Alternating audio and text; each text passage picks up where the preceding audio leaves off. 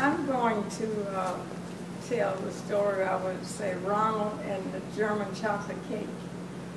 And I'm Johnnie Mae Evans, and I'm from Tennessee, and my husband and I married early, and we didn't make it, so I ended up having to rear the children by myself. And so I had a boy and 2 girls, and the oldest was Ronald, Romina, and Regina, and Ronald was the oldest child. And he always tried to use psychology on me. And one year, coming up to Christmas, he was 15 years old, so I would say this was in 1972. Christmas Eve, I was expecting company, and I wanted to fix a German chocolate cake. And whenever I would fix one, I would always use everything fresh and from scratch. And so I told Ronald, I said, Ronald came out when I was baking the cake. Ronald came in the kitchen, and he asked me what was I fixing. I said, I'm fixing a German chocolate cake. And he said, oh, I have to have a piece of that when I get back. So he always told me where he was going, because I told him to do that and to be back in by 10 o'clock. And so I said, well, no, Ronald, you won't be able to get any of this cake because we are expecting company for Christmas, and I want all of the cake to be available for our guests. And so he said, well, I have to have a piece, Mama. I said, well, no, you won't be able to get a piece of this tonight. And so I said, well, I'll tell you what, I'm going to have to hide the cake from you. He said that, Mama, you know you can't hide anything in this house from me.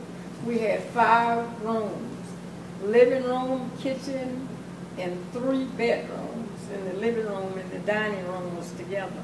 So I said, well, okay. And after I finished baking the cake, and I had this Tupperware cake keeper that once you put the cake in there, the flavor and the smell seals inside of the cake.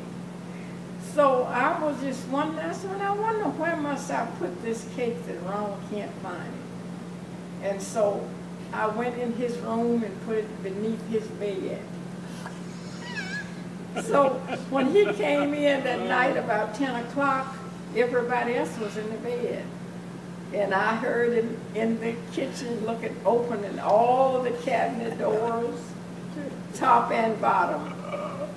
And he went in every one of the rooms, went in the girls' bedroom, looked in the closet, came in my bedroom, looked in my closet, top and bottom, and he couldn't find it. So he decided that he would just go on to bed after he couldn't find the cake. And I was in the bed just laughing to myself, and he thought I was asleep.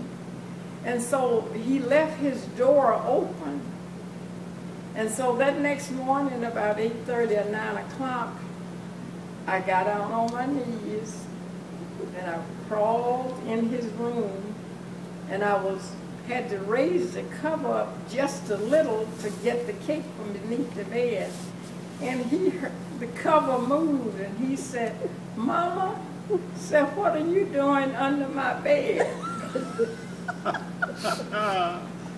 I said, Ronald, I'm getting out the cake.